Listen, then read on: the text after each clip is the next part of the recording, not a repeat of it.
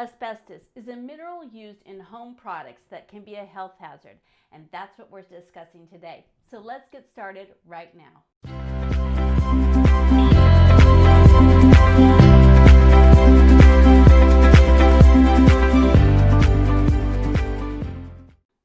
Asbestos is a naturally occurring mineral composed of soft and flexible fibers that are resistant to heat, electricity, and corrosion.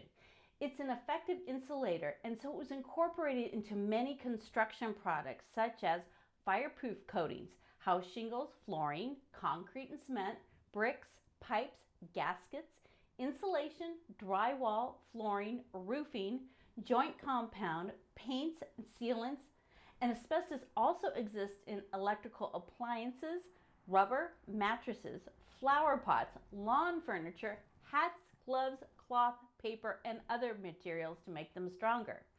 However, when asbestos dust is inhaled or ingested, mineral fibers can be permanently trapped in our bodies.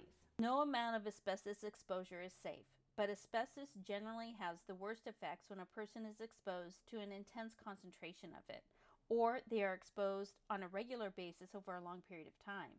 The fibers are easily inhaled once they become airborne. It is important to avoid disturbing products that may contain asbestos. Additionally, people who live near naturally occurring asbestos deposits should avoid disturbing the soil that may be contaminated. The majority of patients with asbestos-related diseases are usually men in their 60s or older. This is because asbestos-related diseases have a long latency period, often taking decades to develop, and they are usually traced back to an occupational exposure at workplaces historically staffed by men. The long-term exposure can cause inflammation, scarring, and eventually genetic damage. A rare and aggressive cancer called mesothelioma is almost exclusively caused by asbestos exposure, but it can cause other cancers as well.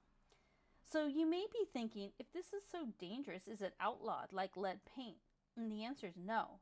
However, there has been a first step that was taken with the Asbestos Hazardous Emergency Response Act of 1986, which legally recognizes different types of asbestos. I mean, this is the government where they're going to break down the different types of asbestos there are.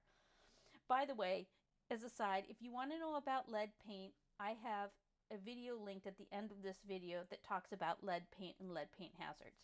So let's get back to asbestos. There are two mineral families of asbestos. Serpentine asbestos, which has curly fibers and they are made up in sheets of crystals. And then there is amphibiola asbestos, which is needle-shaped fibers that are long and jagged. So the best way to describe the different types of asbestos is what they look like. White asbestos, brown, blue, and then there are a variation which are white, green, and gray or transparent. Chrysotile or white asbestos is the most commonly used form of asbestos. This is a single type of asbestos from the serpentine family and has historically accounted for more than 95% of all asbestos uses around the world. Some countries have banned this type and others still permit controlled use. It can be found today in roofs, ceilings, walls, floors, homes and businesses. Manufacturers also use this type of asbestos in automobile brake linings, gaskets, boiler seals, and insulation for pipes and ducts and appliances. Amosite or brown asbestos was used most frequently in cement sheets and pipe insulation, but it can also be found in insulating board and ceiling tiles. Crocodilite or blue asbestos was commonly used to insulate steam engines. Anthophyllite was used in limited quantities for insulation products and construction materials. Although asbestos comes from all over the world, the main exporters are Russia, Kazakhstan, and China. The toxic material was once mined throughout North America.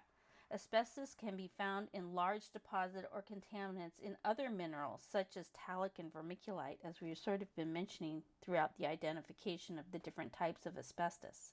For asbestos-related occupations, the Agency for Toxic Substances and Disease Registry shows about 27 million workers were exposed to asbestos between 1940 and 1979. The U.S. military used asbestos extensively from the 1930s to 70s, especially on Navy ships, causing veterans to bear a disproportionate burden of asbestos-related disease. Even family members of veterans and other asbestos industry workers also have an elevated risk of developing an asbestos-related disease because of secondhand exposure. Living in the vicinity of an asbestos-contaminated mine or a processing facility puts individuals at risk. Asbestos industry work sites have existed across the United States, such as in towns of Ambler, Pennsylvania, and landmarks such as the Grand Central Terminal in New York. Many states have mining activities. For example, decades of vermiculite mining near a Superfund site in Libby, Montana, caused one of the worst environmental disasters in U.S. history.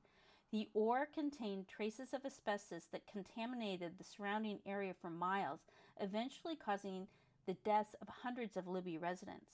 I'm referencing this in particular because it directly applies to blown-in home insulation in New England, so stay to the very end and hear about this.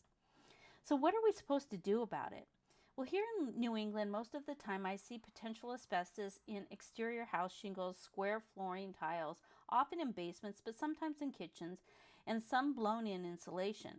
Sometimes there is some sprayed around pipes, but most often I read about that at an elementary school, not so much in homes, but it can be there too. If you don't touch it and it doesn't become dust, then it isn't a health hazard.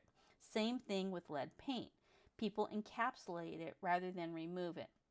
A lot of people choose this option because it's a safe way to deal with it, but also it's an economic way as well. However, depending upon where it is will depend upon if you want to have it removed.